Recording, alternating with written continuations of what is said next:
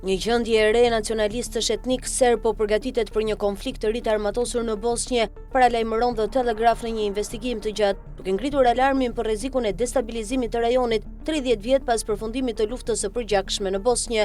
Sipas gazetës britanike, qindra militantë serb kanë udhëtuar drejt Ukrainës për të luftuar krah forcave ruse, të bindur se nëna Rusi do t'i shpërblejë në të ardhmen, duke i ndihmuar të rimarrin territore që ata i konsiderojnë të humbura si Kosova. Mes tyre ka edhe veteran të luftës së Bosnjës, të cilët po përdorin rrjetet sociale për të rekrutuar të rinj serb, duke u premtuar pagesa deri në 23.000 pound për të bashkuar me luftimet në Ukrainë. Frika e kryesore e autoriteteve dhe analistëve është se pas kthimit në Bosnjë, ta luftëtarë mund të nxisin konflikte paramilitare dhe të ringjallin tensionet etnike në një rajon ende të brisht. Një nga rastet e përmendura nga The Telegraph është ai i Dario Ristic, një nacionalist serb që u plagosur rënd në Ukrainë, ku luftoi në një njësi ruse të njohur si Ariu nga Permi, i njohur në front me novkën ironike Speedy.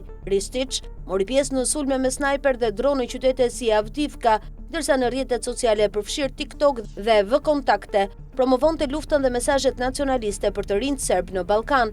Pas kthimit në Bosnjë, Ristic u arrestua në aeroportin e Sarajevës për pjesëmarrje në një formacion paramilitar të huaj, por më pas u lirua dhe aktualisht ndodhet në arrest shtëpie në pritje të përfundimit të gjyqit. Pavarësisht kësaj, ai mbetet një figurë me ndikim, me mbi 10.000 ndjekës online dhe konsiderohet rrezik serioz për rekrutime të reja. The Telegraph thekson se kjo lëvizje mbështetet kryesisht nga një bërtham veteranësh të luftës së Bosnjës, të cilët vazhdojnë të ushqejnë ideologji përçarëse tek brezat e rinj. Analisti Srećko Latal shpreh për gazetën se këta ekstremistë besojnë se Rusia do ta shlyejë borxhin në gjak, duke ndihmuar në realizimin e projektit të Serbisë së Madhe, edhe pse numri i tyre është i vogël, ndikimi i tyre mund të jetë destabilizues. Në qendër të kësaj rrjete qëndron edhe Davor Savicic, i njohur si Ujku, një ish antar i njësisë famkeqe paramilitare Tigrat e Arkanit, përgjegjëse për krime të rënda gjatë luftrave të viteve 90. Savicic ka luftuar në Krime, Siri dhe ka qenë pjesë e grupit Wagner. Sipas dokumenteve mjekësore të rrjedhura, ai rezulton gjithashtu koloneli i GRU-s ruse, shërbimi famkeq i inteligjencës ushtarake.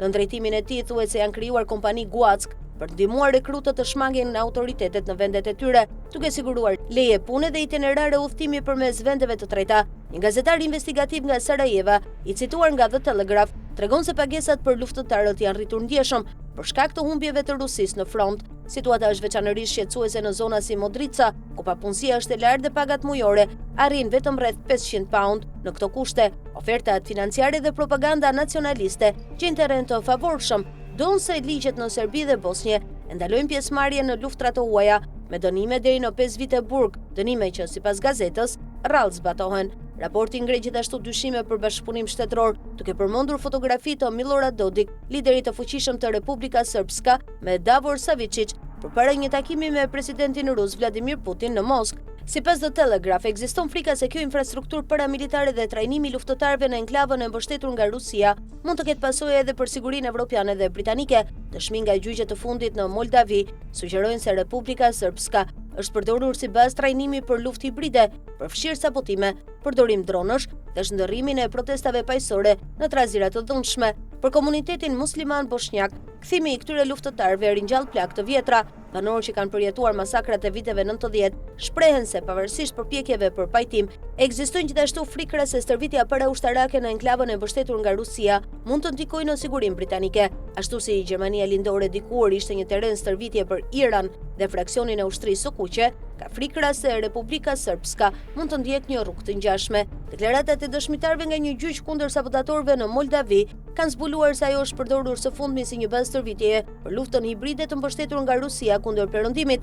Trajnimi përfshinte metoda për të shndërruar protestat paqësore në trazira të dhunshme dhe stërvitje në përdorimin e dronëve të paarmatosur dhe të armatosur për të prishur infrastrukturën civile dhe ushtarake. Të njëjtat metoda janë përdorur tashmë në aeroporte dhe vende të ndjeshme në Mbretërinë e Bashkuar dhe në të gjithë Europën, disa prej të cilave përfshinin edhe sabotator moldav, ndoshta të trajnuar në enklavën serbe.